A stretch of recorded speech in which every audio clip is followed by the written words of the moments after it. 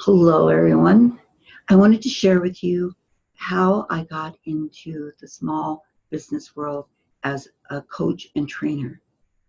Okay, so what I did was I started my small coaching business at networking groups because I had so much fun. It was nerve wracking at first, but then once I got used to it and I kept doing it, I began to have fun at the offline networking groups with women as that I was also trying to help coach their businesses. I really did become a professional networker offline and I enjoyed it. Have you ever been networking for your business by traveling to groups and standing up to give your marketing message in 30 seconds, maybe a minute or two? It's at first it's difficult, but you really get used to it, and I fell in love with it. Hi, I'm Coach Donna Ward, and I wanted to quickly share how I started my online business by going to a lot of offline networking groups. It was fun, as I said. Lots of time was involved, traveling, and a good learning curve happened for me. I've always enjoyed being a part of a group of people, and especially women. We always have more fun on. And I loved seeing the same women at these networking groups each month. I found new friends that I'm still in contact with, and many friends that became clients to this day. I also discovered how I needed to be more clear when I had my opportunity to stand up and share my short marketing message. Networking offline really was like a college class for me, and I think that's why it was challenging, and I kept wanting to go back because I wanted an A in the class. And so I had to keep going back until I felt comfortable. Once I felt comfortable, I thought, okay, now it's time, and I'll share a little bit more about that. But as I talked to other businesses, asking them questions, interacting with them, I began to feel more comfortable in how to share my own business. And that was in the offline world. I found out quickly that so many of the words that I used in my blog online and the phrases I used didn't mean beans to them. They'd come across with blank faces. Actually, when we were visiting, one of them said, "So who is it you coach? You coach Little League?" Oh, and I was like, "Oh dear, I need to work on this." That was embarrassing. And then when I said I was an intuitive, they said, "Well, what is an intuitive?" They did not know. But online, we learn so much. We're really, now I'm sure that more people are online and seeing more of these words. But this was like 8 years ago, and they just didn't understand a lot of the online phrases that were used. And so I learned, and I know that there's always more for me to learn. But my goal was to communicate what I did to help them grow their own businesses. So I had to keep at it. I did get my first group coaching within the first year, and I had 11 plus women. It was exciting.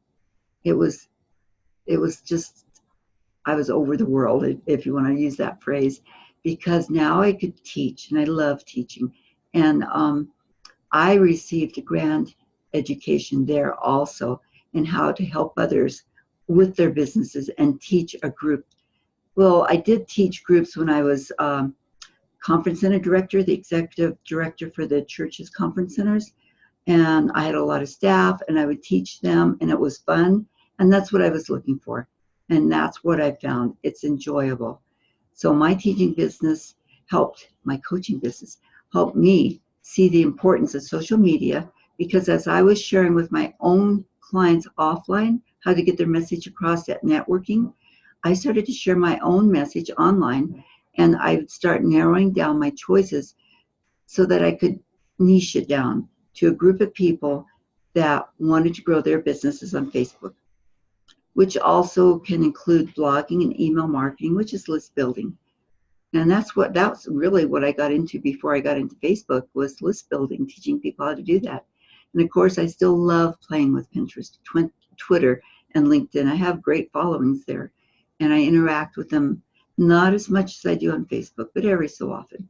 And I teach the basics of growing a following on those platforms and how to keep in touch with your audience for a better understanding of social media. As I now train small businesses to get the results that they want, to learn and how to break through the Facebook mazes and become more productive in expressing how they can help their target audiences and get more return for the time they put into social media. I don't have to go offline networking. But, I was telling a friend that, Cindy, if she's listening to this, which she probably will be, that I might get back into networking. I do enjoy networking offline. It's just that it's time consuming, and doing this work, online work, is also time consuming. But because of networking offline, I did get that feeling of relationship building, and it felt good to be mixing with people.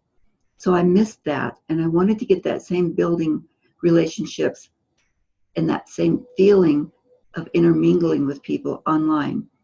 And now I found it through my 10-day Get It Done Facebook challenge, and I'm loving the group interaction we have there. You're invited to join. And also, because of that, I've learned to interact better on and give my Facebook page more of what my audience wants there. So I'd love to hear about your own experiences in networking offline and even online in the comments below. And again, this is Donna Ward, Coach Donna Ward. Actually, I'm a social media trainer, and I look forward to hearing from you. Thank you. Bye.